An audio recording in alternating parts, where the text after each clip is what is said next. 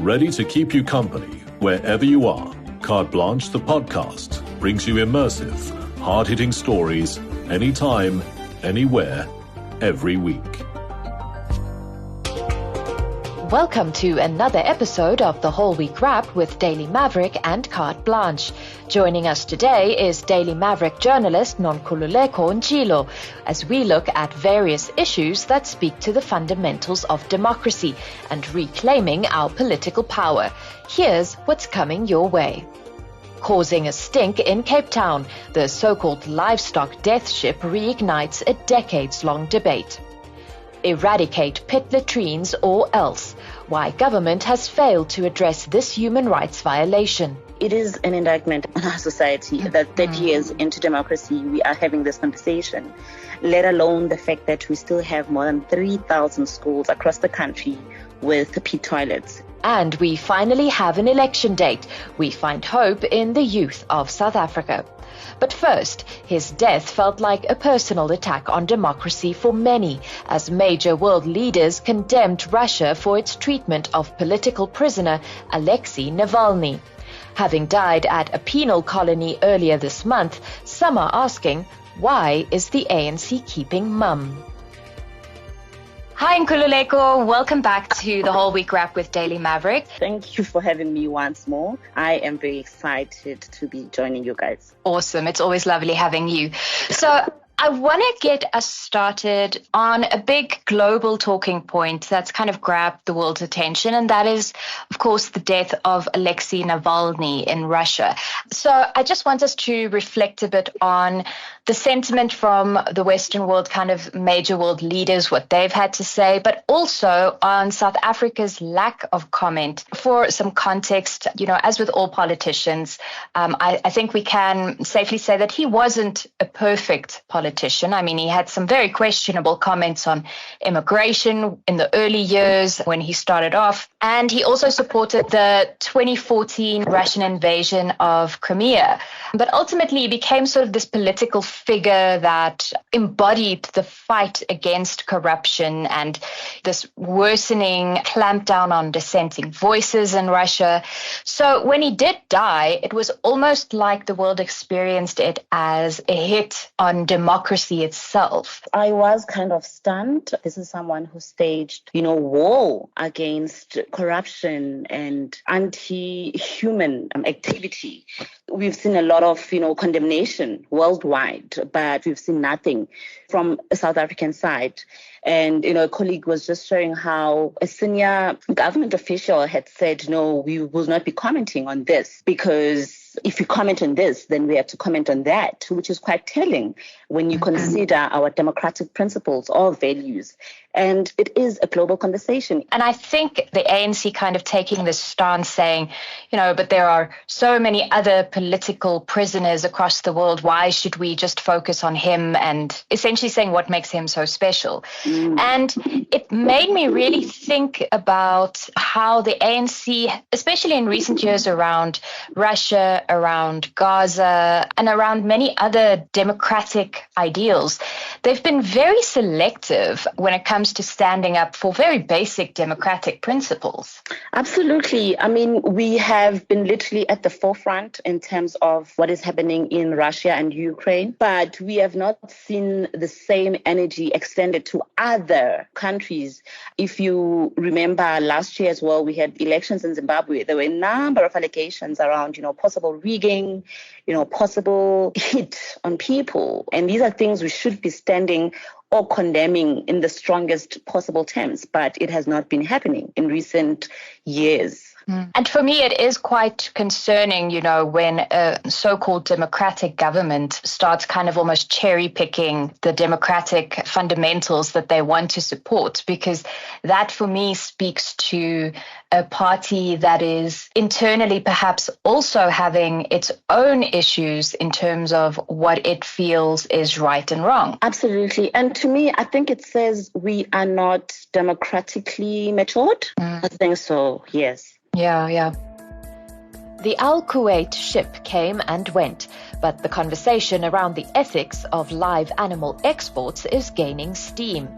Sadly, this isn't a new conversation, with Carte Blanche having reported on a similar incident almost 5 years ago. And if global trends are anything to go by, it seems this cruel practice will continue unchallenged. So let's go on to our next big story, and this one is straight from Cape Town. Some residents of Cape Town woke up to a truly awful smell last week when a massive vessel called the Al Kuwait docked at Cape Town Harbour. It's been dubbed by the SPCA and by other animal activists as the Death Ship, and this ship was carrying 19,000 cattle from Brazil. Now, according to a report by Daily Maverick that I read, conditions on the ship were absolutely horrific. I mean, some of the images that I saw in that article just broke my heart, with these animals lying in their own waste. There's rotting food. And this has once again shone the light on live animal exports and the ethics around that. Absolutely. No, it was quite sad, and I recall seeing the images as well. And my colleague Velani Ludidi did an amazing job in just highlighting the sketch, because Cape Town residents woke up to a foul smell lingering around. And I know the stench was so bad that, some companies had to send their staff home early. That's how bad it was. So yes, it has sparked a lot of conversation around the legitimacy of doing this. And I think for me, it's quite ironic in this case, because this cattle were headed for Iraq, and we were informed that it was for religious purposes. Yeah, because then you had some of the Muslim organizations coming forward also in this Daily Maverick article saying, listen, we kind of understand where they're coming from, but we also want to remind everyone that we don't support cruelty either, and that we feel that the treatment of these animals is completely unnecessary, and that essentially when the animals left Brazil, they could have been slaughtered there under the supervision of Muslim delegates.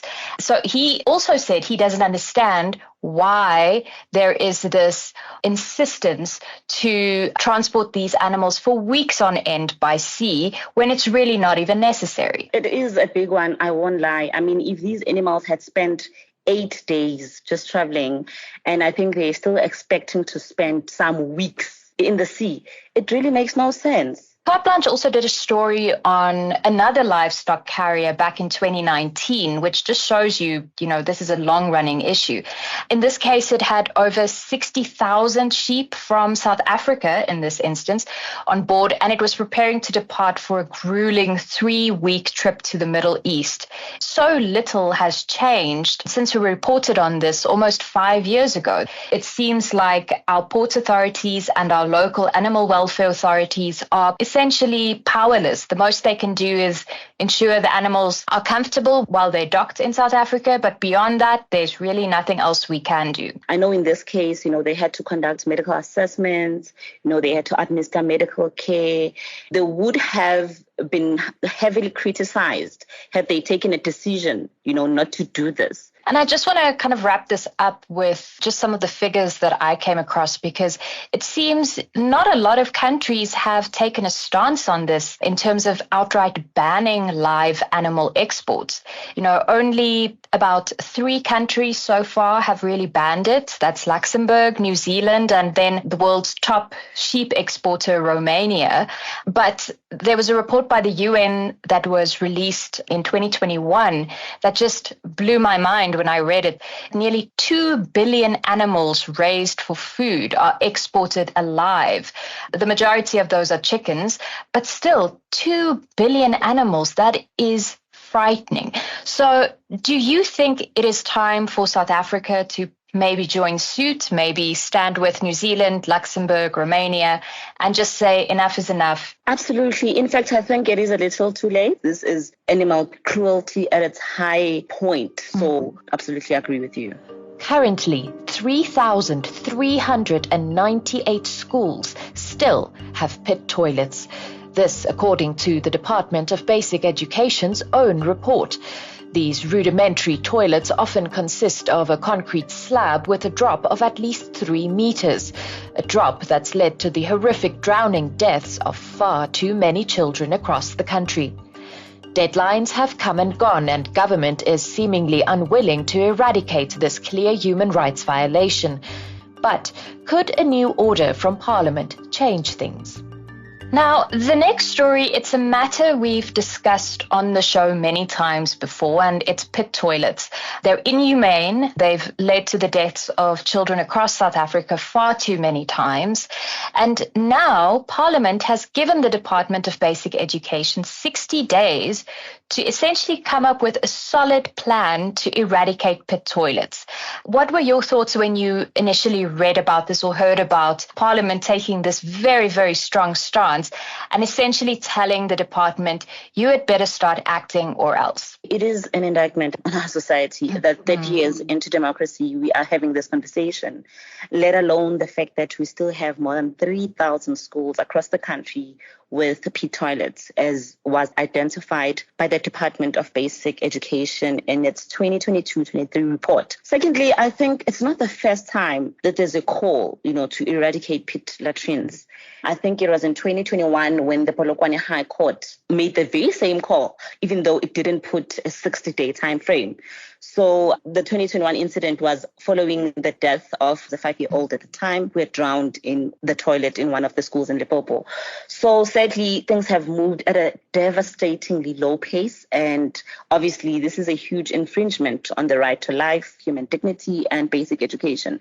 So I think I was not shocked. I was not surprised because our institutions have a history of not implementing crucial, orders or decisions. There is absolutely no reason that we would still have so many of these pit latrines in existence. The issue I have is, why does anyone have to order government in the first place to eradicate a clear human rights violation? I don't know, especially with government saying, they have plans to do away with these pit latrines by 2025. Honestly, if they maintain this attitude that they have now, I don't see them actually achieving that by 2025. I do not see them achieving it either. I think following the 2014 incident, they should have, been up in arms wanting to fix it. It's a fight of some sort, which makes no sense because it is clearly a human rights violation issue. I think it baffles me that even this petition before Parliament was brought by a member of the opposition and not the actual government itself. Why does anyone need to call you out on such an important issue? I'm quite outraged by this. What made me feel a little bit more hopeful is the fact that they were given 60 days to come forward with this plan. And it has to have a tangible timeline. It has to have deadlines. And government needs to report back to the committee on a regular basis with various reports and updates on how they are fixing this problem. So it feels like there is an effort somehow to hold them to account, but whether the department actually cares remains to be seen. We have had people being given timelines and not sticking by them. They've gotten away with it. But I am hopeful that ultimately they up their game, I suppose, because it makes no sense. It had to take a petition with 5,000 signatures. It had to go to Parliament. It was an entire process to get here. So I'm not very confident when the issue's been there for years, more than a decade, if I may put it that way. So I'm not confident, but a part of me is hopeful or is hoping that they will come to the party and actually keep up with what Parliament is saying. Mark your calendars.